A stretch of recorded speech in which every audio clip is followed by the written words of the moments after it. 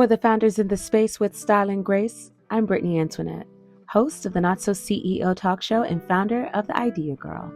From work and wellness to bootstrapping and burnout, we cover all bases on building a brand, whether you're a seasoned vet or you're just getting started. Through guest interviews, water cooler combos, and office hours, we're paving way for a new era of Not So CEOs. So grab your notepad and tune in for unfiltered banter on branding, business, and bullshit. Renae Bluitt is a New York City-based storyteller who serves as a champion and advocate for Black women entrepreneurs. With years of unique experience, Renae has gained valuable insight into Black women entrepreneurs' narratives, a passion she channeled into her first film as creator and executive producer of the documentary She Did That. The film, which streamed on Netflix and is currently available on Amazon Prime Video, offers an up-close and personal look at Black women in business, addressing topics like mental wellness and the funding gap for women of color. The popularity of the documentary inspired Renae's creation of She Did That podcast in 2021, which is available on Apple Podcasts, Spotify, and Google Podcasts.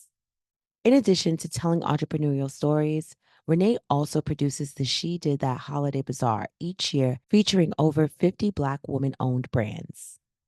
The New York City Marketplace is entering its 7th year and has been named the must-attend shopping event of the season. Renae's passion for creating ecosystems for Black founders does not stop here. As the supervising producer for Season 2 and 3 of REVOLT TV and Target's pitch competition show, Bet on Black, she is responsible for hand-selecting and preparing Black founders to compete for a cash prize and the coveted opportunity to present their brands to our community's most impactful entrepreneurs. Through her roles as storyteller, brand consultant, and advocate for Black women entrepreneurs, Renae is driven by her commitment to lifting as she climbs, while inspiring others to do the same. Renae, thank you so much for being here today and to sit in conversation with me. I am so excited to just talk to you and to learn more about your journey and for you to share your journey with so many other people, because I need people to know that you're a celebrity. Oh my goodness. Thank you for having me. I told you this when I first met you. I think this was back Black Beauty Club had an event. Yes. And I believe that's when I first met you, and it was me, you, I believe Daniqua, Unique, and Kelly. We all were like, okay, we're going to go to Rogers Garden. We're going to go get some tacos. So we all went to get tacos. So everyone's like sitting next to each other, and I'm just like sitting next to you, and I'm just going off, just like asking questions, talking about, because I was just enamored with everything about you. And I was just like, wait, you done what? Wait, what? And then it wasn't until I'm doing my research, for this episode, and I'm like, oh my God. This woman is an icon because you are the founder. First of all, like OG bloggers. Like back in the days when I'm talking that Black girls and blogging was a thing, which I feel like we're like 2008, 2009, I feel like that's when Black women were really getting into that. And you started In Her Shoes. And I remember following In Her Shoes and looking at me like, oh my God, I want to be just like this, because I'm just graduated from high school, so I'm highly impressionable. And I ended up starting a blog after and failed at it. I gave up on it. I gave up on it. But anyways, you're one of the OG bloggers running In Her Shoes, highlighting Black female entrepreneurs before almost I seen anyone was doing it. And you definitely inspired me. Just even the way you dressed always stood out. The colors. The colors in the hair. That's 2 things I remember you for all the time. And I was just like, I have to speak to you, just because, I speak to you all the time, but still, I feel like your journey is just so expansive and so inspiring. I just feel like there's so many other people who just need to just bask in the stardom that is Renae. Oh, well, thank you. I remember that night when we were at Taco Mommy's next door. Taco Mommy's, yes. It was like super late, like 10, 11 o'clock at night. And I literally felt like I was in an interview. I felt like it could have been a podcast It then. could have been a podcast interview because I was literally like, wait, you've done this? You've done that? And I was just so enamored because to me, other Black women, especially Black women that are in the branding and marketing space before it was even a thing, is just something to me that I feel like needs to be celebrated more. I recently did an interview with another Black woman who also has been in that industry for a really long time. And for me, being in branding and marketing, I never seen other women who looked like me. I never seen other Black women in that space, especially doing things to the capacity as to what you were doing. So it was like, I was starstruck. Okay. Like I I know people get starstruck by celebrities, but I get starstruck by women that literally are doing things and creating what doesn't exist. Well, thank you. Thank you. Thank you. In Her Shoes, that was my baby. I loved that blog, like literally to the point where I still have the blog up. It's still alive. I refuse to like let it go because I'm like, this is like an encyclopedia. Like this is like Black women entrepreneurship history that people can go back and look at. I even go back and look at some of the stories and reflect on some of those interviews and think about where these women are now. And it's something that I don't think I'll ever get rid of, I ever. don't think you should ever get rid of that because what you did was extraordinary. It's something that, again, a lot of people did not do before. And I feel like you really set the foundation for not only for yourself, but for so many other women. You were telling their stories, sharing the news about what was going on in beauty, fashion, entrepreneurship. And I feel like for 2009, you were way ahead of your time. But Like I you were so ahead of your time to me. It you can never get rid of that. But I do want to kick off and I would love for you to tell or share a little bit about yourself. Like where were you raised and where did you attend school? And like how did that kind of shape you on your journey ultimately? Okay, well, I was raised in the Midwest. I was born in a little town outside of Indianapolis called Kokomo, Indiana. It's like a blip on the map. Went to Illinois State University. I will say that that time, like, you know how some people are able to reflect on their younger years and they're very clear on like what the connection is between Mm, their youth and where they are now. mhm, I can't distinctly pick out, you know, parts of my life from back then and be like, oh, that makes sense for like where I am now. But one thing I will say is I did grow up in a family of entrepreneurs. mm, My grandfather was an entrepreneur. My grandfather owned a funeral home in Indiana and was providing for his family at a time where most, you know, it was uncommon. You know, I can't even think of too many other Black families in that community that had family businesses. So I did grow up where entrepreneurship was normalized. mm, And it was not glamorized. Like I got to see very early on, like what sacrifices my family had to make. You know, sometimes our Christmas was in January because, you know, money was funny. So I learned mm. very early what it means to be an entrepreneur, what it means to be of service to your community, what it means to create your own thing and to do something that really drives you. My grandfather was very passionate about the work he was doing. My dad was. So I saw that early. But going to Illinois State University, you couldn't tell me that I wasn't going to own like my own ad agency at some point. I majored in communications, got out of college, went to Chicago, worked for the Chicago Advertising Federation, got my first PR job at Burrell, which at the time was the top multicultural advertising, marketing, PR agency. And so that was kind of where I would say that not only did I really like sharpen my skills with PR, marketing, branding, event production, but I got a really close look at how women really lead purchasing decisions in homes. Hmm. Every brand that I worked on at that time was targeting women. And obviously, because of the spaces I was working in, targeting Black women. So I got to see our power very early on in my career. And I can say that that is what has definitely been like the foundation for my work.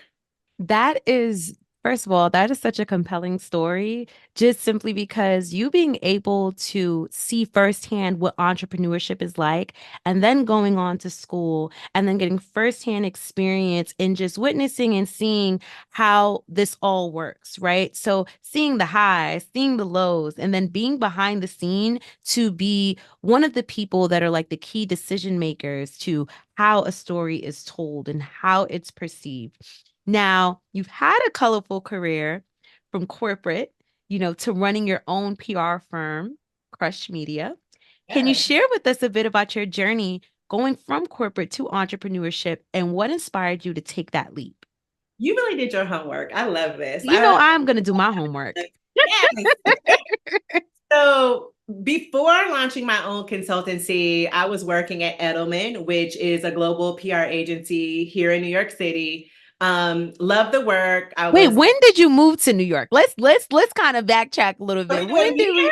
Are we doing When did we get to eras? New York?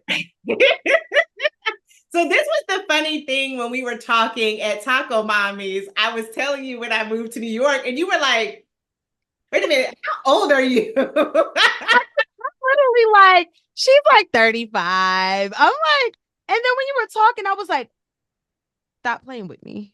Stop playing with me. Because I think I referenced September 11th, and you were like, "I don't know You what grade you were in." you said September. I was like, wait, I was in the fifth grade. Wasn't you in junior high school or high school? The face you made was so hilarious because it was like you saw a ghost. You were like, It was such a genuine reaction because I was just caught so off guard. I was like, how how how are you this age, but you look like you 15? I was like, ain't no way. I was like, ain't no way. I was like, there is no way. And then I was just like, I love being Black. Like, it's one of those things that's where it's just like, I love being a Black woman. Like, women yes. like you, women like my mom, just like, it just don't crack. It's just flawless. It's just flawless. But when you mentioned September 11th, I was like, you were working? You were a full blown adult by then? I could get a picture of that face you made because it was like, wait a minute. You were like, I was in whatever grade. Like, how old are you? So I moved to New York in the early 2000s, obviously, if I'm referencing Yes. 11. And what a time. Like, it was just such a special time to be here. Um, what's interesting is it was shortly after September 11th. So people really felt like the energy of the city had changed Oh, significantly. yes. Because September 11th was in 2001. Yes. Right, However, right. if we compare the energy then to what is happening now, obviously post pandemic and, with everything that's going on, it was just a special time. I think anytime you move out of your comfort zone into a bigger city, Chicago is a major market, but I was starting to feel kind of like a big fish in a small pond. I've Mm. done like the cool jobs in that market. I was coming to Chicago a lot for the clients that I was working with at the agency, and I just fell in love with the city and specifically fell in love with Brooklyn. So Yes. it was a special time. Like I said, I moved here for a job. I worked at Lifetime Television as a senior publicist for a while. Realized quickly that you need to really be a consumer of whatever it is that you're doing PR and marketing for. Like, at least Mm. personally, I do. And I just felt like, okay, I don't even really watch Lifetime Television enough to get fully immersed in it to do this job to the capacity that I know I could. So Mm. left there, took a couple other like freelance roles, did some other things. There's so much opportunity in this city, and especially as someone who was young and hungry and just really excited about being in the space. But to answer your question, I was working at Edelman, which, like I said, is a global PR agency, leading the multicultural team, enjoying the work. Well, let me back up. Enjoying the team, that I was working with. That just really makes Mm, a difference when you're in an agency environment working all those hours. I love the people that I was working with. But mm. after a while, I noticed that we were getting assigned a lot of pharmaceutical accounts. Oh. And so I look up and it's like, okay, every client on my roster is a pharmaceutical brand. This is no longer fun. You know, when you're writing press releases about, you know, the Black community indexing high in glaucoma and diabetes, it just kind of Mm, became depressing. And I mm, didn't love it anymore, quite honestly. And so I started to kind of create my own exit strategy, if you will. mm, Started doing some freelancing on the side and moonlighting. And that is when I started doing beauty PR. And I struck mm. gold at that point because, you know, at the time I was relatively newly natural. The natural hair care conversation was Was something very new now that I'm thinking about it. very new at that time. And so it just made sense. You know, here I am, a Black girl. I had this big fro, natural hair, and I was doing PR for beauty brands that wanted to really have a voice in that movement. And so eventually I looked up and I realized, you know what? I don't have to be like killing myself basically trying to keep up this 9 to 5, but also keep up with my clients. I can actually do this on my own. And so that is how I took the leap. It wasn't, you know, I think a lot of times when we think about taking the leap, it sounds like a spontaneous decision. Mine was very calculated, like a calculated Mm, risk. I'm a Virgo, so I wasn't going to be in New yeah. York not knowing what I was doing. And it took me about a year to kind of make that transition from being in the agency setting, you know, doing the moonlighting, and then eventually, you know, going out on my own and launching my own business. Wow. And what year did you launch Crush Media? So 2 9. Girl, you have me going back. I'm like, what year did I launch it? You know what? It was shortly after I launched the blog. So I launched the blog in 2009. I probably started Crush Media about like 2010. And Okay. and that was like, to me, I was literally doing my dream job, right? Because I'm working with these brands that were either owned by Black women or wanting to, you know, connect with Black women, but also managing this blog.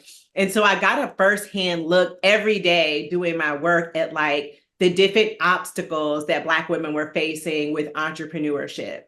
And at the time, the blogs that were really popular back then were gossip, fashion, beauty. Like there was Yeah. no one else talking about Black women entrepreneurship. You know, the whole boss babe movement had not started yet. At It all. At all. had not started. And so really like there were I was probably one of the only, or if not the only platform that was talking about this stuff. So I Mhm. got a lot of opportunities to talk to some really incredible women, and I'm just grateful that I decided to do that. You know, like it literally has opened doors for me. It continues to open doors for me now, every single day. Like I that blog, like I said, that's why I'll never let go of that URL, because it is literally what has been the foundation for my career, like years later. Oh my gosh, that is just so serendipitous, and just seeing how like everything connects, because all my questions are literally like hit after hit after hit. My next question is essentially telling the stories of other Black female entrepreneurs has always been your mission, even down to your platform In Her Shoes, where the fly female entrepreneur shines. You were Uh, one of the pioneers to highlight Black founders in the way in which you did. What was that experience like? And do you believe that it was the stepping stone to create the She Did That enterprise? yes, absolutely. I mean, the platform really gave us a space to be honest. You know, whenever it was Q&A, you know, because that was kind of like the format that was popular back then. But I would always ask really, I think, thoughtful questions. And I gave women a space to be honest. Like, we don't have to sit here and act like this is easy for us, you know, Mhm. like, you know, the different ways that we are challenged that our counterparts may not be challenged. So in addition to talking about like the highs and the wins and, you know, the glamorous moments, I Mm-hmm. also created space for women to be honest about, you know, when they weren't so sure about their next step, where they didn't know how they would pay, you know, their team, when they didn't know where the next opportunity was coming from. So after doing, you know, the blog for a couple years, I was like, I want to have some of these conversations in real life. So I started hosting events in New York City where there would be panel conversations, because back then it was all about, you know, panel discussions. And so I would bring some of the women I featured on the blog and talk to them in real life spaces in New York City. And so those events grew in popularity. I ended up doing a photography exhibit with a really good friend where we went around New York City, photographed 25 Black women entrepreneurs, where they create their magic. And after that event, I was like, what do I do next? Like, I've done the panels, I've done this photography exhibition, and I've done the traditional blog. What's next? And it took me a little bit to get to it. I prayed on it. I meditated on it. I kind of looked around and saw like what was missing. And as someone who loves watching documentaries, what I noticed was that we like in documentaries that are about like startup stories and founder stories, we would be sprinkled in, but we were never the focus.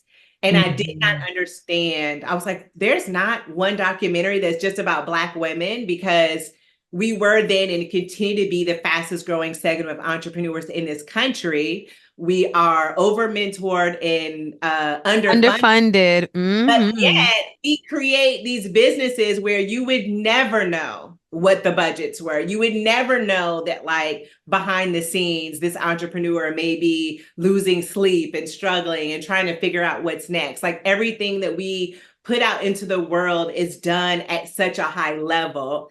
And something I always say is like, Black women are turning water into wine. And so why don't we Mm-hmm. have a film and a documentary that really centers us? And when I thought about it, I was like, who else is going to do it? Like, it has to be me. Like, I've been doing this for years. I've been preparing for this moment for years. And so that was the launch of She Did That. What's so beautiful about that is because this entire episode is named Creating What Doesn't Exist. And Mm. you literally created what didn't exist. And that's why I always love to give flowers, because if it weren't for people like you that were creating space, my generation, what like you guys literally walked so that way we could run. Mm. And that, if it wasn't for your platform or platforms that were like yours that shined light on Black female entrepreneurs, where would a lot of us be? Because back when I was in high school, I didn't know that I could be an entrepreneur, right? Like, had I known that I could have just been a creative director and just ran my own line and I didn't have to get a 9 to 5, I would have did things completely different. But everything happens for a reason. But you literally created something that did not exist. So with the documentary, She Did That. What were some of the most surprising or impactful stories you encountered while filming? Oof. I'm not trying to make you pick favorites. No, it's so what I really walked away from that project understanding is that no matter how successful and well put together a woman may appear, and back then you have to think about like how much the landscape has changed. So we started filming in Mhm. 2016. That was not a time where women were like going live on Instagram or sharing so much of their journey. I think now founders understand that storytelling is has to be a part of their marketing, because if not, what are people really buying into? Yes. Then not so much.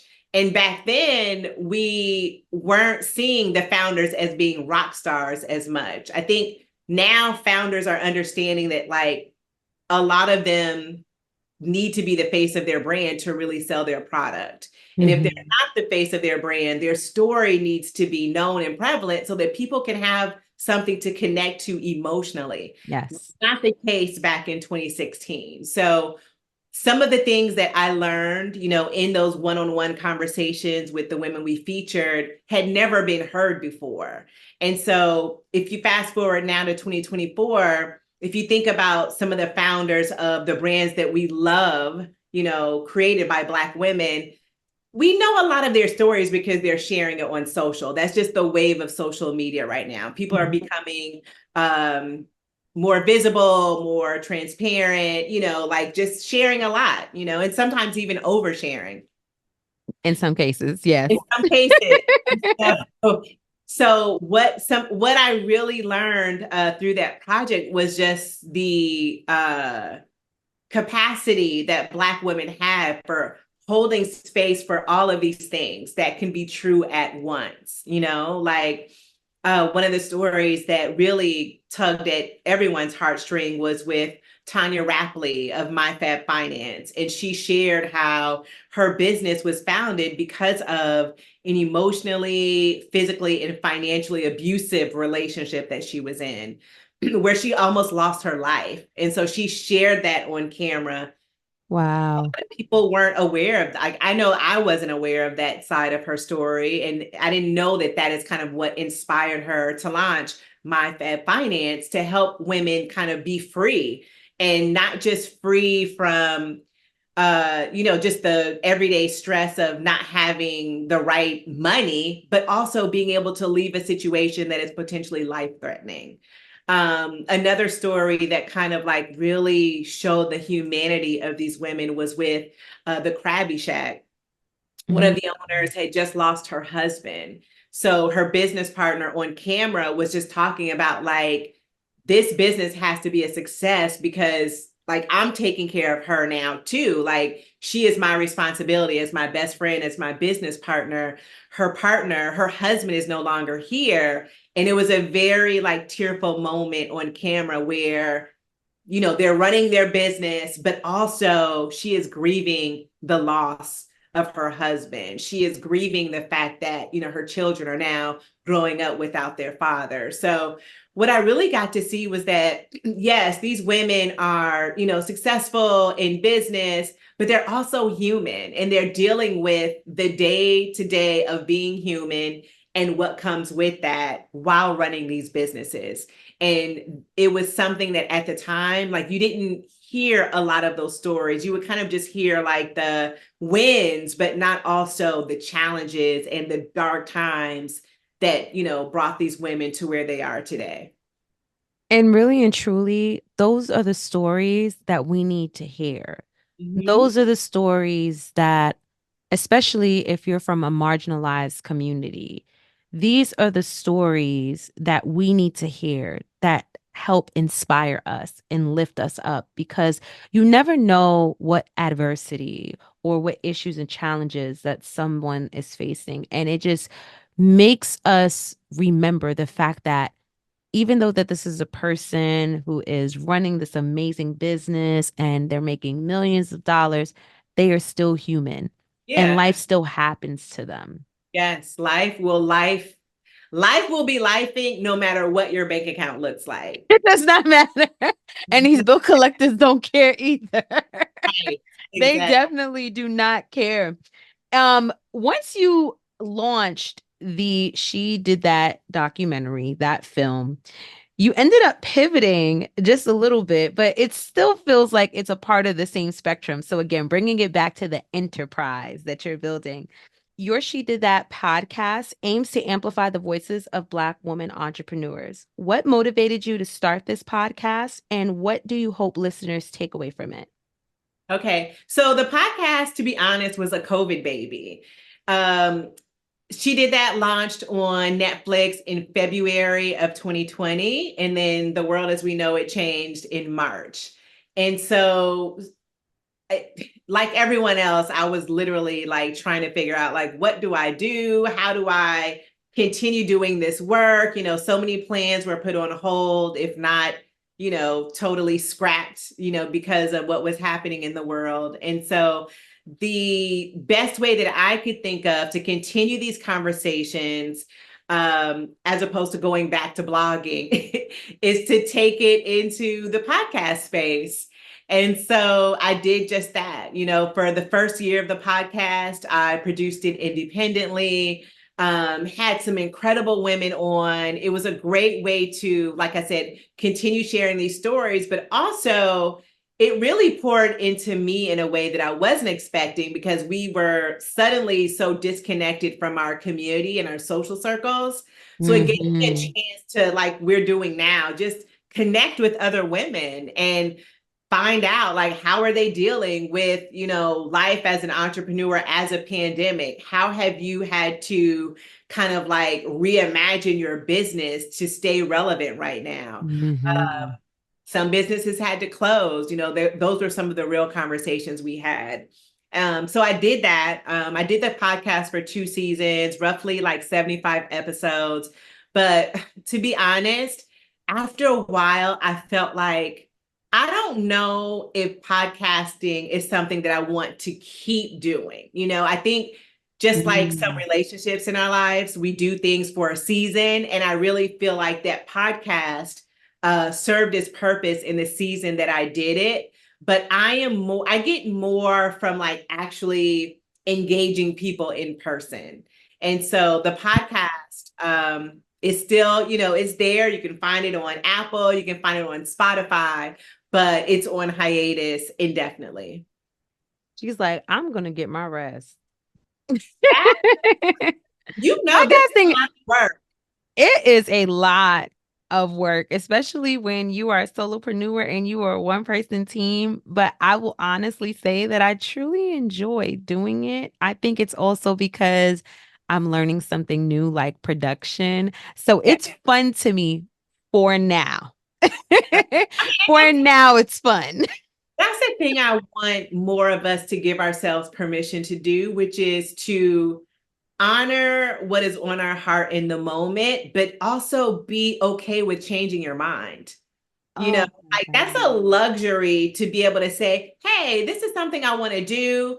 I may be really great at it, but you may wake up months later, a year or two later, and decide, I don't want to do that anymore. And I don't Ooh. think that we should keep pushing ourselves to do things if it's really not in our heart anymore, because now we're not even giving it 100%, you know? And I Oh think that man. that can be felt, you know, especially with something like this that is so intimate, requires the research, requires all of the work on the back end. You really have to be into it. And so at this Hmm. season of my life, I am giving myself permission to explore new things, but also the grace to say, hey, I actually don't want to do this anymore, or I don't want to do it now, and give myself that luxury of saying, I did it and now I'm going to try something else.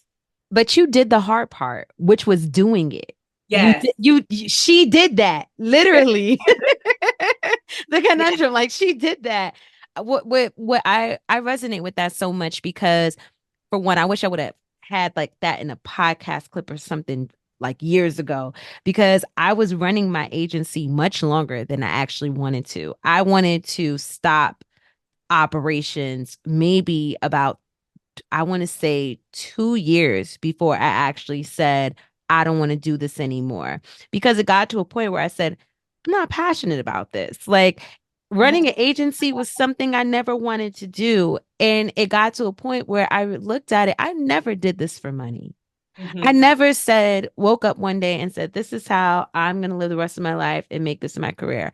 I actually started this because I wanted to find a way to translate Black women of color's dreams and their business ideas into tangible assets through the things that I knew how to do, which was, whether it was web design, whether it was packaging design.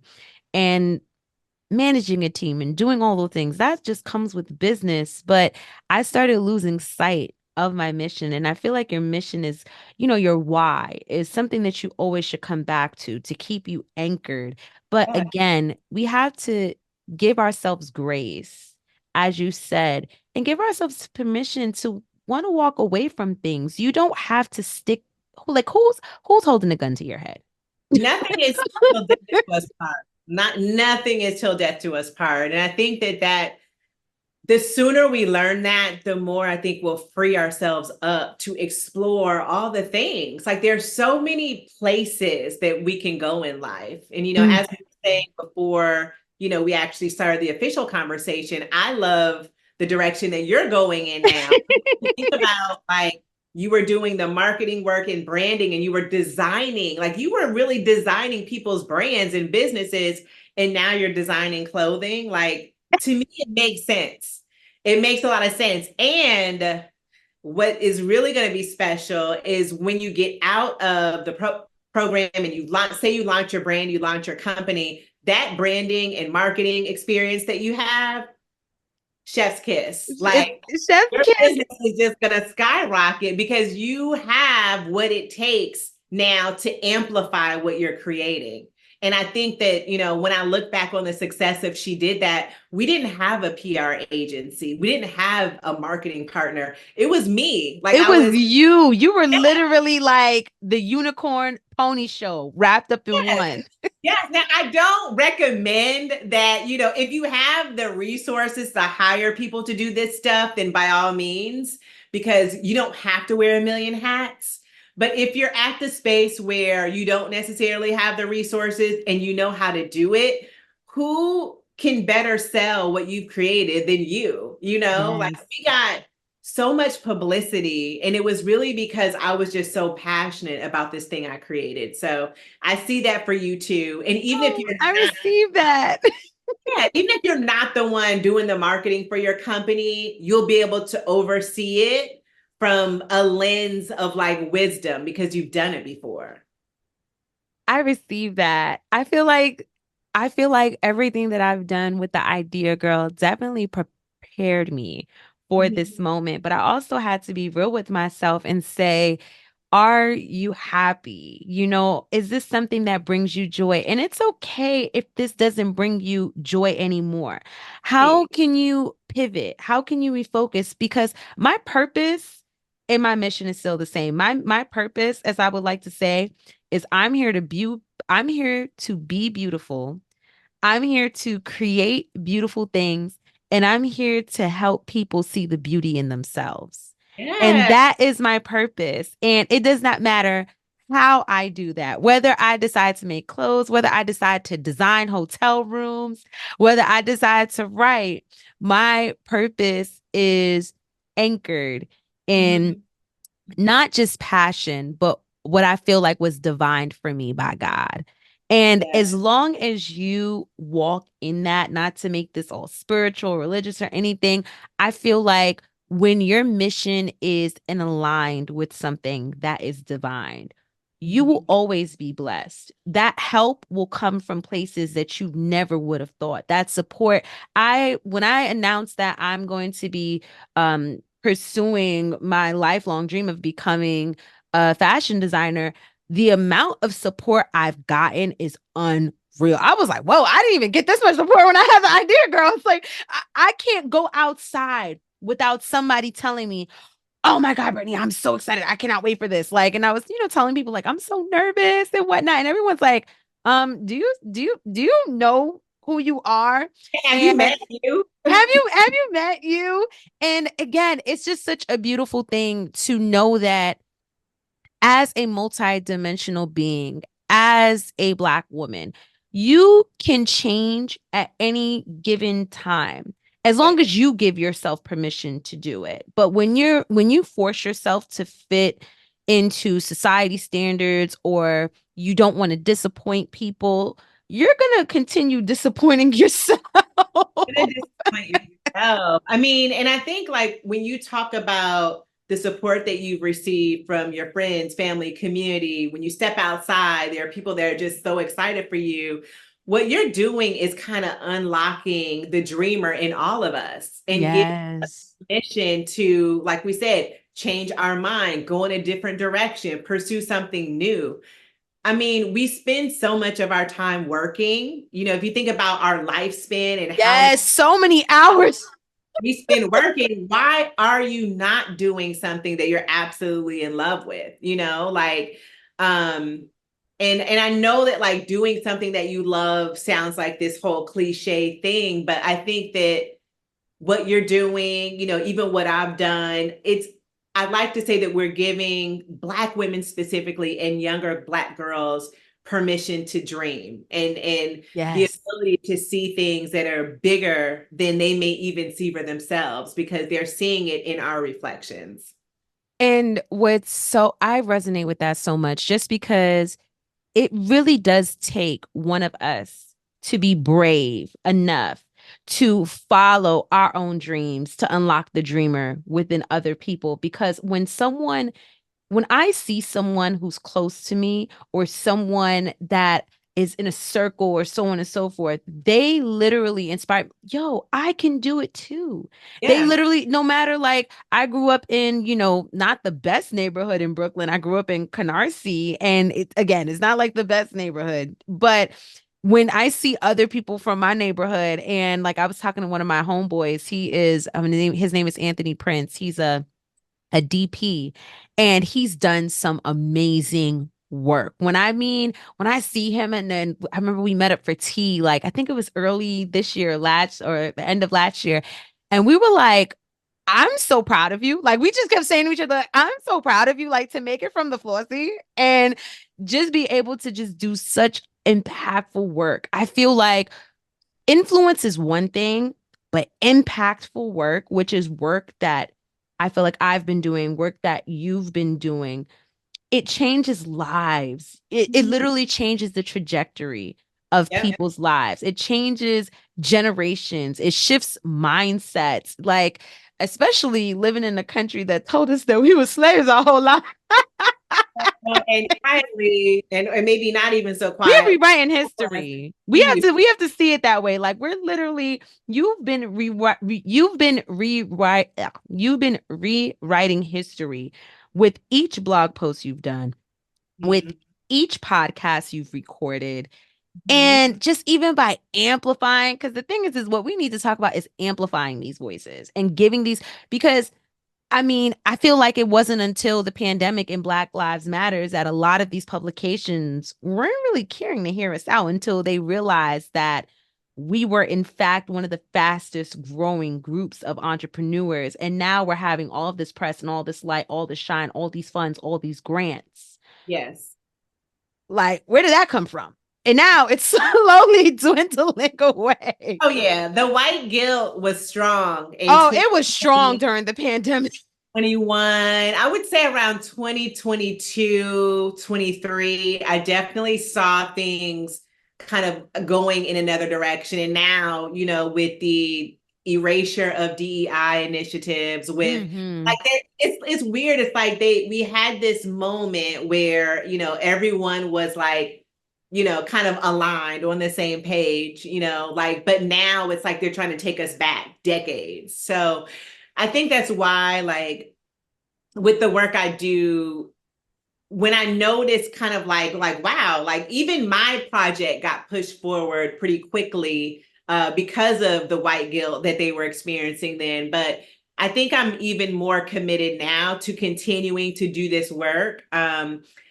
Just like with everything else in the world, we've had to kind of like do it differently because the world has changed so significantly. But when I do this work, when I talk to the founders, one thing we didn't talk about is like the events I produce throughout the year. I was actually gonna get that was Oh, actually gonna be yeah. my next question that I'm gonna let you go. I'll let you go then. you've organized. She did that holiday bazaar several Mhm. years now. Can you tell us about the significance of this event and how it aligns with the She Did That mission, or not even the She Did That mission, your mission? And I feel like you were already like getting to this. So I'm gonna just let you continue because you have the flow already.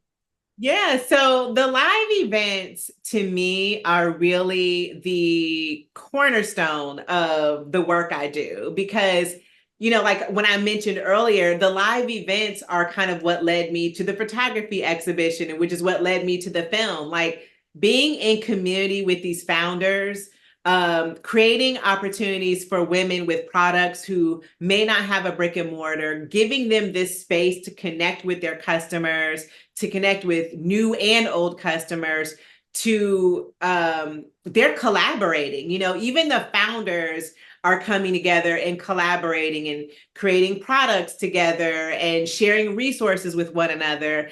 And one thing that we hear all the time is just about like the gap with Black women founders and how much money we're getting from grants and funds and investments. But the thing that I believe that is so rich about us and what we do is our relationships and how we show up for each other and how we support each other. We have that as a form of currency, and really these events is just, to me, like really tapping into that social currency. When women come to these events and they're able to sell products, it just feels good for them to say, like, last year, for example, was a tough year for a lot of small businesses, and this year continues to be in many ways. But I've had women tell me, like, this event is what I needed to keep going. Like, I connected with all of these new people. I exceeded my sales goals. I met someone from this person, because the people who come out to these events are also not only intentional about where they're spending their money, these are also very influential men and women in spaces that can help to catapult these businesses. So the benefit for them is, it's huge. You can't really quantify it, but it's the social currency, it's the community, the connections, the relationships that are being made in those spaces that really make it priceless for everyone involved. And also, one of the things you mentioned, we are a communal people. When you do things in community, there is this, I probably say this all the time. There's this African proverb that goes, if you want to go fast, you go alone. If you want to Yeah, go far, we go together. yeah, And I can also attest to that. If it wasn't for Black women, I don't think I would be here right now. Me, myself yeah, included, including my mom, including my aunts. Like, there's so many Black women, especially just even starting out with my business. I got by on recommendations. So even yeah. when people ask me, oh, how did you market? How did you get this clientele? It was literally one character, right? We overlook things like good character. We overlook things like honesty.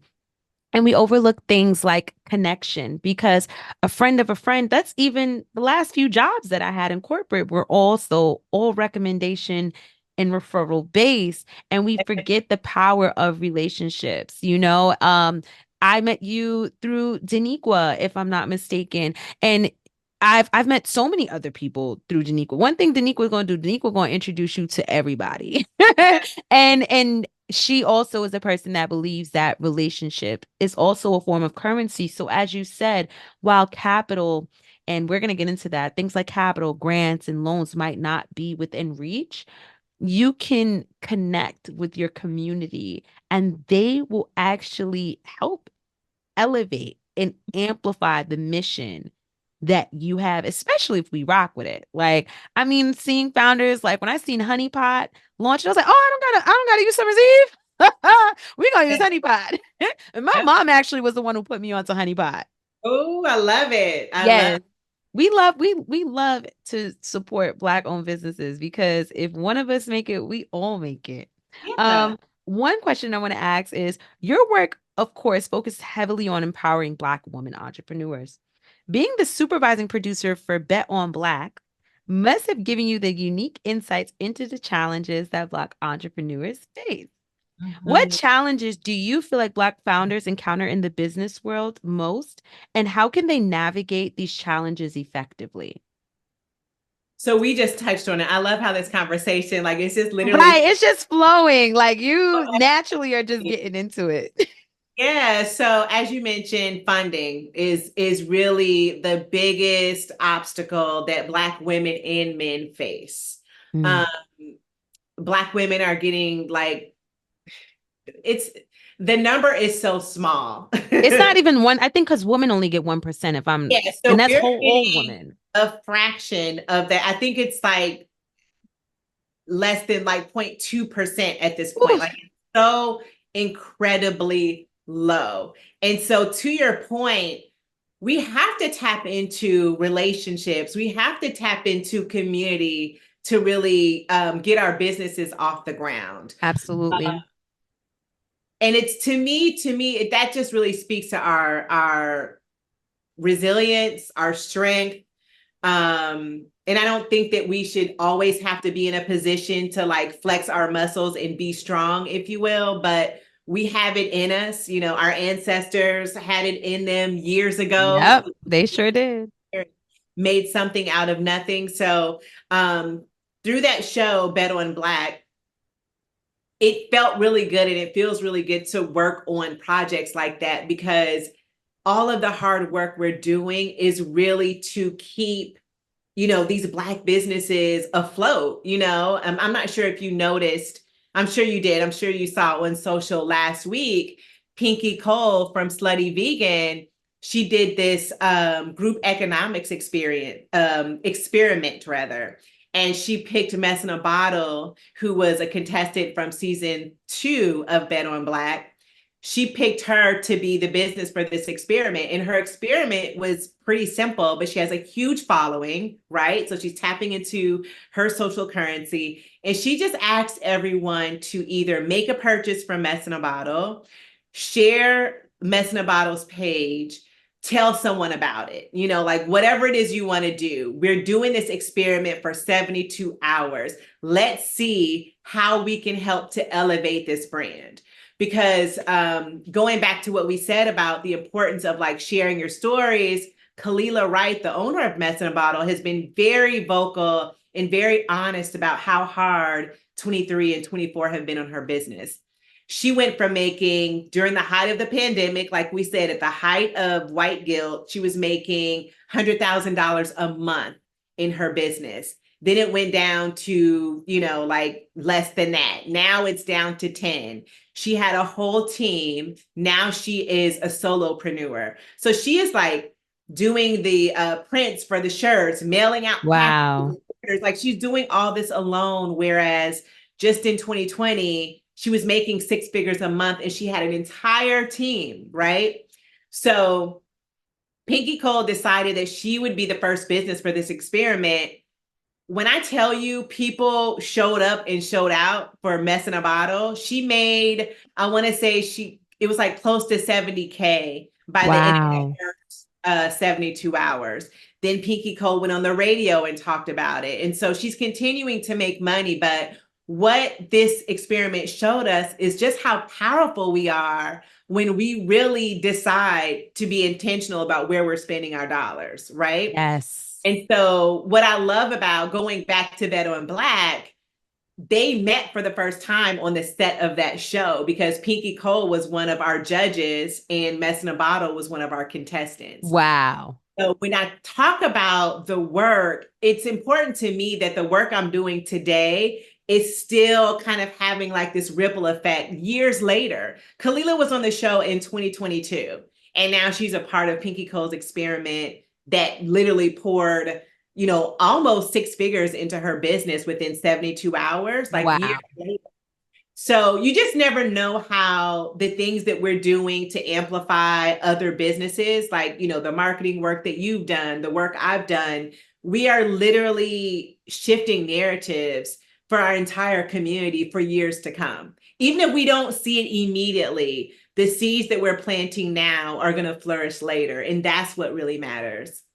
Absolutely. Like we're literally making it so our walking is so that others could run. And you're right. We are changing narratives, but we're also making history at the Yeah, same time and reshaping and redefining what Black excellence is. yeah, And yeah. literally creating a definition for that, making room for that in the dictionary. Literally. What would you say are some effective strategies for Black founders to secure funding, considering the well-documented funding gap? I know you already mentioned building community, but do you have any other strategies that you would suggest, especially for a business that, of course, needs capital in order for them to scale? Mhm. So this was a really great conversation that I had with B. Dixon of the Honey Pot on the podcast, Mm. talking about the funding gap for Black women and Black founders. And what we discussed was like how founders in other communities, they launch their businesses, they write their business plans with an exit strategy, you know, Mm. with a plan for like, what is this going to look like 10 or 15 years from now? And that makes a difference for people who are looking to invest. They kind of want to see like, when is this going to become profitable? And a lot of that profit comes from acquisitions, right? And so that's one thing I would say to consider. Being acquired is not everyone's dream. You know, Oh some yeah, it gets so controversial when we're talking about being acquired as a Black there. company in our It's a community. Very very sensitive. sensitive topic.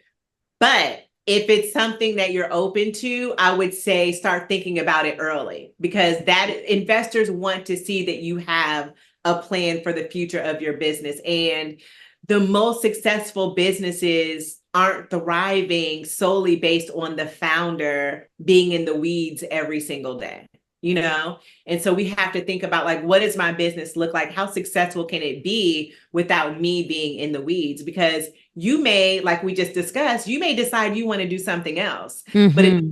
your business can't continue to flourish without you. So that's one thing. The other thing I think is really important is the art of storytelling when you're pitching. That is what most people are buying into. Second to, you know, how profitable this business is going to be, a lot of people are making investments in founders whose story they believe in, whose Yes. they connect with in some way, whose story kind of like moves them emotionally in some way or another. So, what is your story? Everyone has a story. And if you feel like you don't, I think it's, you know, there's so many people that you can go to, so many exercises that you can do to kind of think about like, what is my origin story? Why did I even start this? You know, Hmm. you if you can't think about why you started, I think that that really presents a bigger thing, because your why, as you mentioned before, is what fuels you to keep going even when things are challenging. So the two things that I would say are most important are thinking about what is your exit strategy going to be, and how will that impact investors in your business? And then also, what is your story? Because storytelling is one of the biggest parts of pitching. You know, once you get outside of the numbers and, you know, all of those like kind of like tangible aspects of a business that determine if it's successful or profitable or something that someone wants to invest in, what is your story? Because people invest in people they like and stories that move them. I could not agree with that more, especially for me. I'm a brand strategist. So on the back end, I'm helping write the stories, literally. Like I'm doing the copywriting. So I can only say that, for one, most buying decisions are psychological. People are buying based on how they feel. If you Yep. can connect to your customer and you can tell a story as to where they can even be inspired or aspired, and they can look at you and say, wow, I want to be like that. I want, because one of the things is that I think in marketing, we call this a fab analysis, right? We have the features, the advantages, and the benefits of a product and what it brings. With the benefits aspect, how is what you're selling making my life better, right? Is it making it more convenient? Is it making it more joyous? Is it making it, do I have more free time? What is it that I'm getting? And I think when it comes to people that just want to launch a product and get that out there, they don't necessarily see how storytelling, because I feel like sometimes there's some founders who like to write themselves out the story, and it's like, why would you want to do that? And I get it. I see other companies who do that, and I don't want to, talk about those specific kind of people, but it's typically because they are there to make money, which is completely different from building a community. And Yes. I feel that companies that have a community are the companies that last long. I mean, we literally seen during Black Lives Matters how many companies we've seen CEOs go that were really up here that go all the way down here, all because they did something wrong, they said something wrong, and our people were clocking it and checking it like, that's not in alignment with your mission. That's not in Right. alignment with your story. And then also just what you said about acquisitions, right? It's a very touchy subject because I remember even seeing companies, if I'm not mistaken, Miel Organics, Mhm. um, Honey Pot. And we've Mhm. seen talks of acquisitions and customers getting really fearful that the brand is no longer going to be viable. It's no longer going to be for us because once it leaves our hands, that's when the chemicals come in and everything. And that just goes to show you how attached we are to the founders We're so, and their stories. we're Eh, so attached. Like even the Mael Organics being acquired by P&G, what you'll notice too is now when these announcements come out, the PR person in me always notices the verbiage, right? And so they're not even saying acquisitions now. Like if you were to Google that, they're labeling it as a partnership. or They're merge saying, or yeah, like it's never described as an acquisition, although we know that's what it is because they're really trying to manage our community's response to it. And so mhm. you don't really see that happening. If a white company got acquired, they're just going to say what it is. They don't have to like soften the blow, if you will, because of the fear of how the community is going to react to it. Um, but I think that like, yes, I can see how some people would feel almost like an abandonment, if you will, or like look at it as a loss, but it's really not because a lot of these companies that are being acquired, like a Mael Organics, or if you even think about like Shea Moisture, part of their deal is to have money to pour back into other founders in our community. And you have to Mhm. have like big resources to be able to do that. And Absolutely. so it's not, it's not always a loss. I think if we look at the bigger picture and look at what a lot of these people are doing with this funding, we'll understand that like this is the long game that these people are playing and it's chess and not checkers, right? And Mhm. we could think bigger and look at how this benefits our community, 5, 10, 15, 20 years from now. I think a lot of people would change their mind about some of the um, judgment that they have about these decisions that people have made to, really take their business to the next level. You need to think about the end game first, and then you need to work backwards. So, as to what you said, whether you want to develop an exit strategy, whether or not you want to sell eventually or be acquired, it's important to have, as you said, the end game in mind because when you reverse engineer, it's going to dictate how you are going to manage the flow of operations in your business, how many times you're going to market a day, a year, different type of, it's going to impact everything you do. And I think because we're so caught up in the day-to-day operations of just making money, sales is a very small part of your business. Right. Now, keeping the money, profiting, Yeah. that's where it's at. And what some people don't realize, especially consumers who may not be entrepreneurs, they don't see what goes on behind the scenes. Like there are some entrepreneurs of some of the favorite brands we have that are struggling. I remember I worked with beauty brands and skincare brands. Do you know how much money it costs to produce packaging? Right. Aside from paying contractors to design it, now you got to pay for the vessels. And Yeah. I'm not talking $500. I'm Yeah. talking 50,000, $100,000 that they need to have in hand. And I mean, how do you think we get into stores? Right. You And then, have to have the merchandise, the money to purchase the merchandise to be on the shelf in Target, to be on the shelf in Sephora. and not only like, then that's the thing. Like, I think when we don't really know what these glossy moments entail, we feel like these people have arrived because they're in Target, because they're in Sephora. But no, like even beyond the expense and the investment in the packaging and all of that, now you have to drive people to those stores.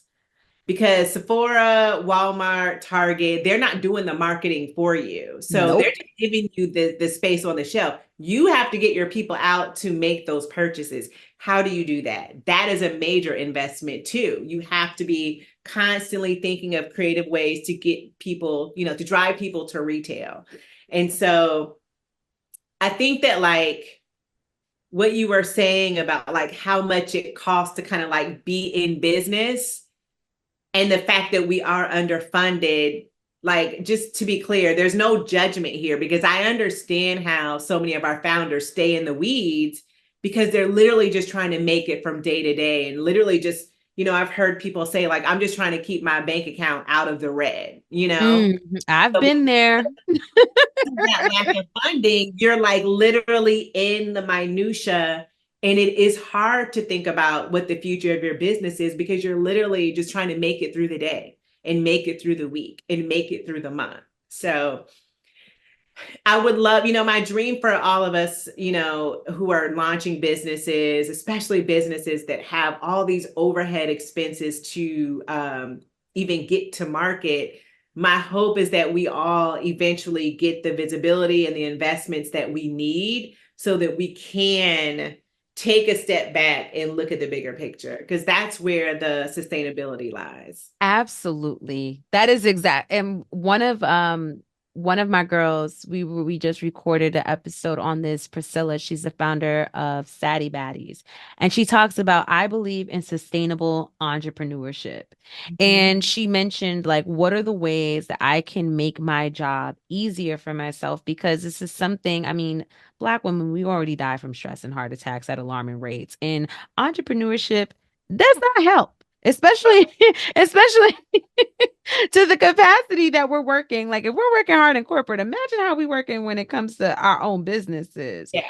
So it's really important to ensure that we develop practices to take care of ourselves and find ways to work smarter and not harder. Like one of my girlfriends told me, she said, Brittany, you have four wheels and you're running on four. Let's figure out how you can just run on two and save the other two Yeah. when needs to be. But ultimately, building ecosystems for Black founders seem to be a central theme in your work. How can inspiring entrepreneurs create supportive communities and networks, especially if they feel isolated or underrepresented? So that isolation, entrepreneurship is a lonely journey. It Like, is. let's just say what it is. And it's lonely for a lot of reasons, but I think as a solopreneur, you think about what you're building and what you're creating and the success of it, even if you have a team of people who are supporting you behind the scenes, the success of it lies squarely on your shoulders. Like, I have produced many events.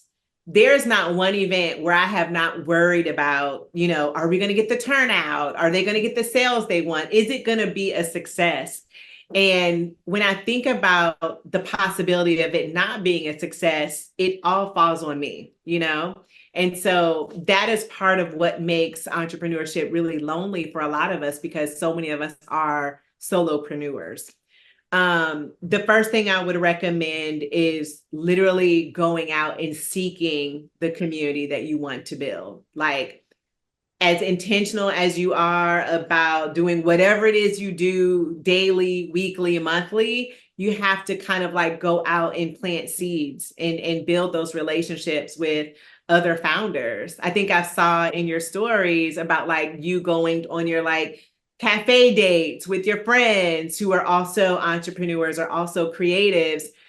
I do that all the time. I'm actually glad that we're talking about it because it's time for me to actually schedule some for this month. But like, those Yes. are the moments that keep you going because not only are you going to go into these spaces, hopefully also be supporting another small business while you're doing it, because I'm pretty intentional about like where I go for these type of moments.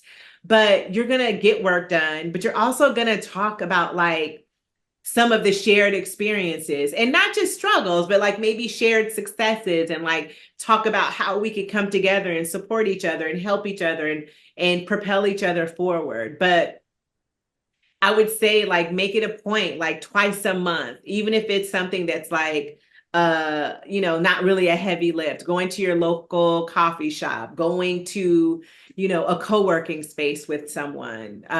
Babel Loft here in Brooklyn is really great for that. I think that they have changed kind of their model for a little bit. They're restructuring, but that's a beautiful Black woman-owned space that you can go and work and connect with other creatives. For any of your listeners, who are in Brooklyn or in New York City and looking for that type of community. But you have to be just intentional about building the community as you are about building the business itself, because the community Absolutely. is what is going to keep you going. Absolutely. That is definitely how I was able to build my community when I first started out and I decided that I wanted to step into the world of entrepreneurship. I would go to events that were specifically centered around the categories or the interests that I have. I love fashion, I love beauty, I love wellness. Those are my jams. Those are my things. So I would intentionally put myself in those rooms and one thing about me, I can go anywhere by myself. And No, and I'm I love that. I Yeah, can move in and so, it's there's a reason as to why I go to places by myself is because I for one one of my clients told me, she said, Brittany, I seen you at this event. And I was like, did I come with her? She's like, no, you were by yourself. I was like, well, why didn't you say hi? She said, because you were all over the room. I'm like a little ping pong ball. I'm here. I know this person. I'm like, hi, hi, hi. So I'm like, I'm a very personable individual. So relationships are huge to me. So I've met a lot of the women that I know. We started literally ground zero together. I'm going to events, different entrepreneurship events because it's interesting because around the time when you started shooting and filming, which is 2016, whether she did that film, I feel like entrepreneurship in New York City specifically started coming to a rise. We started seeing more networking events. And I feel like millennials, and I wouldn't say Gen Zers, but I feel like around the time I got into entrepreneurship when I was about 25. So that was probably back in 2016. Exactly. 2016. That's when I was just like, okay, this job is not doing it for me no more. Like I just started asking myself, what is my purpose? And right. then putting myself in rooms with other women who were also feeling the same way. It's such a beautiful way for all of us to grow with each other. So sometimes I sit back and I look at this brand and that brand and I'm like, wow, I remember where you were and to see who you are now. But also, as you said, co-working dates, coffee shop dates, and just getting out of your bubble. Being an entrepreneur, if you are introverted, like I'm an ambivert, so sometimes I love to be around people. I'm the life of the party and I'll dance on the table. But then after that, I will be out of reach for 2 weeks straight because my battery needs to recharge and I can't talk to anybody. But if you're introvert, you have to maybe even develop like a side personality for yourself when conducting business because being shy in business and you trying to grow, baby, That's a little tough. that's That's a little tough. Like you can't be a bench player, right? You can't be sitting on the bench. You gotta play in the game. So I agree with you wholeheartedly. That is probably one of the most perfect ways to help cultivate community. But one thing I want to ask now, or one thing I want to talk about specific is mental wellness is a significant aspect that's often overlooked in entrepreneurship. How do Mhm. you prioritize mental wellness in your journey? And what advice would you give to other entrepreneurs, particularly those from marginalized communities? So mental wellness for me is, I look at it like this. If my mental state is not where it needs to be, there's no way for me to really compartmentalize that. Mhm. It bleeds into my personal life. It bleeds into my business. So I'm very, very, very intentional about just making sure I'm good. Whether that is like I don't live too far from Prospect Park, so in the summer and spring, if I'm having a rough day or a rough week, like I'll just go walk around the park. Like that's just 3.1 miles.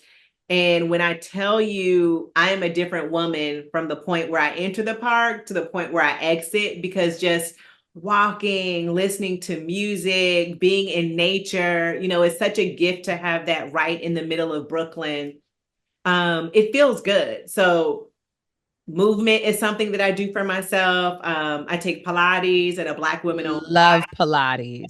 Oh, I Yes, love me some Pilates. If you want to get snatched, I know. girl, join Pilates. It's just It, the mind body connection for me. yeah, it feels good. It just feels good to do things like that for yourself. And as an entrepreneur, it's so easy to get up in the morning before you've even brushed your teeth and like done anything for yourself. You find yourself on your phone or on your laptop, and you can look up and it's like 12 o'clock, 1 o'clock. You haven't had a morsel. You haven't had a cup of water. Like then you look up, and then in the winter, don't let it get dark at 4 Don't o'clock. let it get done. And it's like your whole day has really been focused on work and you haven't done anything for yourself.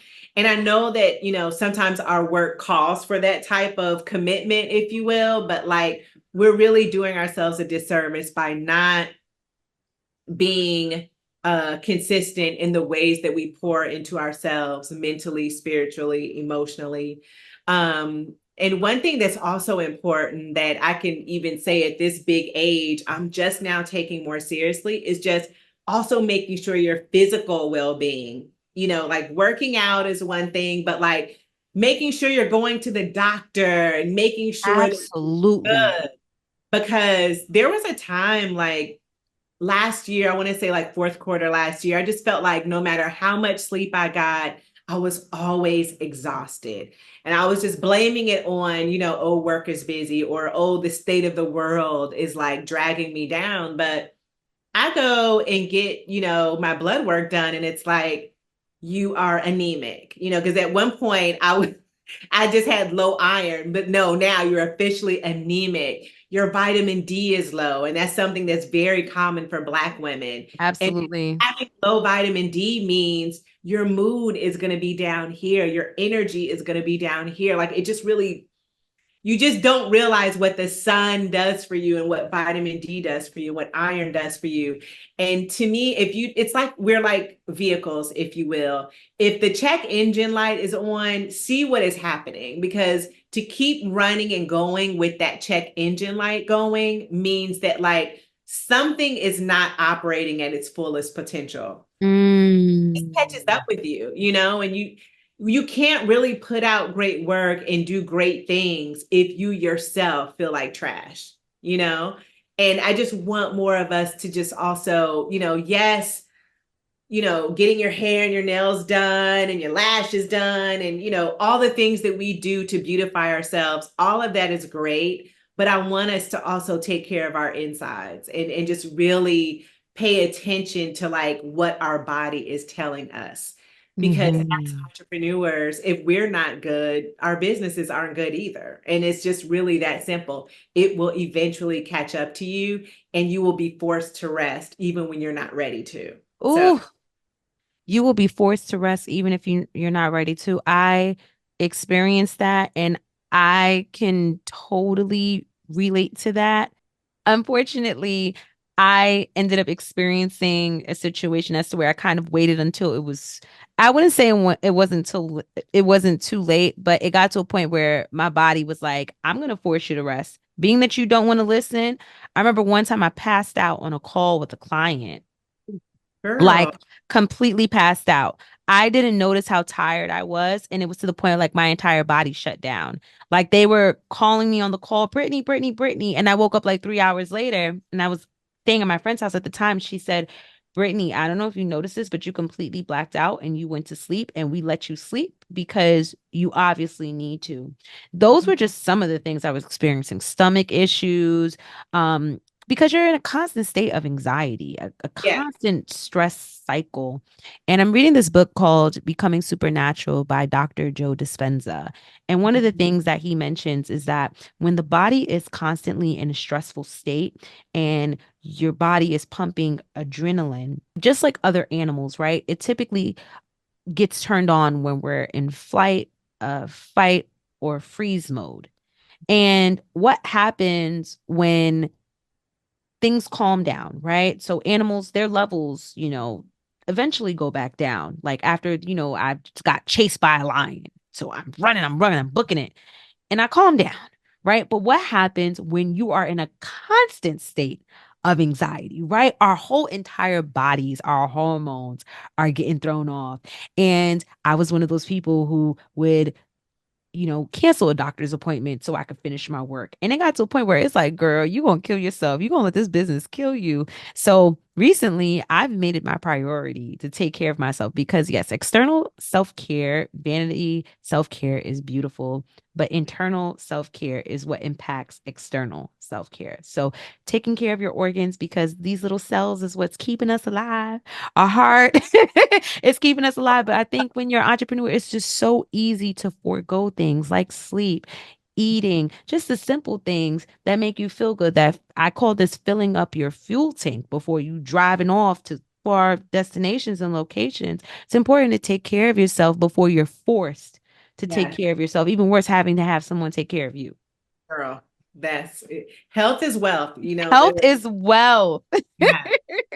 Health is wealth. Lastly, your journey embodies the idea of creating what doesn't exist, or at least I would like to say that as a pioneer.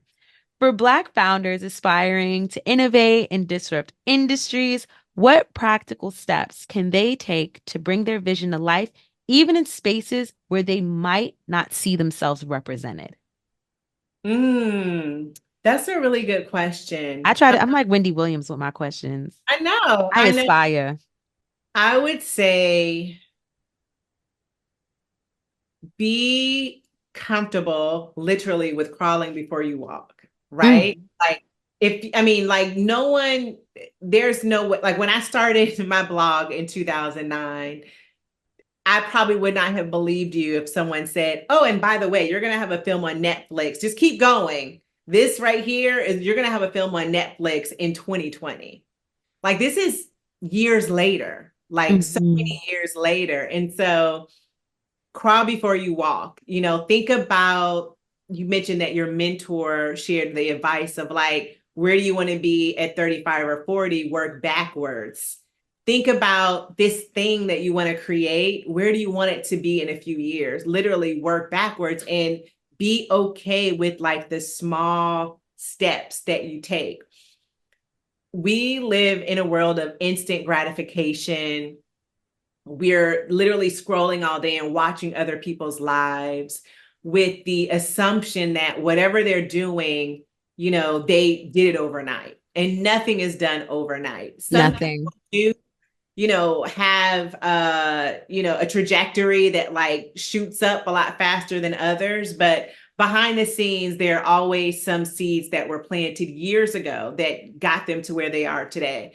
So think about the small thing that you can do today, the small thing you could do tomorrow, the small thing you could do the next day. If you're already working and like this thing that you want to create is in a totally different space, maybe you kind of like take some of the pressure off, and there's 3 things that you do a week that will help you get to this place that you want to be. Be patient with yourself. Know that success is not linear. Like I'm even right now at a place in my career where I feel like I'm like doing this, and I think we are our own worst critics sometimes, but know that it's not linear. So one year you may feel like I am really like I'm moving up, I'm getting closer to this thing. Another year you may be going in this direction, and then you may go what appears to be down, but then you come back up. Like be okay with the ebbs and flows of what you're creating, because it's only natural, and it's really the only way that it's going to happen. Nothing is just going to shoot up like this all the time. Even the brands that you see or the creations that you see around you that seem to be like, oh my gosh, they did it and it immediately took off. If you sat down and spoke with that founder, what you'd really find out is that there were a lot of twists and turns on the journey. So to kind of summarize it again, I would just say, take the baby steps, do one thing a day, do one thing a week, even if it's one thing a month. All of those different like seeds that you plant will eventually flourish. What's so interesting? Have you ever read the book Atomic Habits No, by I haven't, but I've heard amazing things about that book, and it's kind of been on my mental book list. I definitely think it's a book that you need to get just simply because there's two key things that you said that are mentioned in the book. Number one is kind of like the 1% method, where if you just improve 1% every single day, you will see a drastic improvement. So if you just, if you typically drink soda and you decide, you know what, I'm going to just replace my soda with some water, you're going to see an improvement. I believe it's called the 1% theory. I'm not too sure, but it's about the whole concept of it is just getting better day by day by taking baby steps and just making that 1% change. The second thing I wanted to mention was is that you were talking about plateauing, like hitting that plateau. He has another theory called the plateau of potential latency. Mhm. And within this theory, he talks about how someone could be digging for diamonds, right? And they're digging every day, digging every day. They get to 6 feet, they dig 12 feet, they get to 24 feet, and then they get to 24 and they just give up and walk away. And then one person comes and they dig 2 more feet and they found the diamonds. Yes. And I think to add on to what you were saying is that there are going to be times where there's going to be ebbs and flows and that you're not going to get the anticipated outcome that you want in that moment.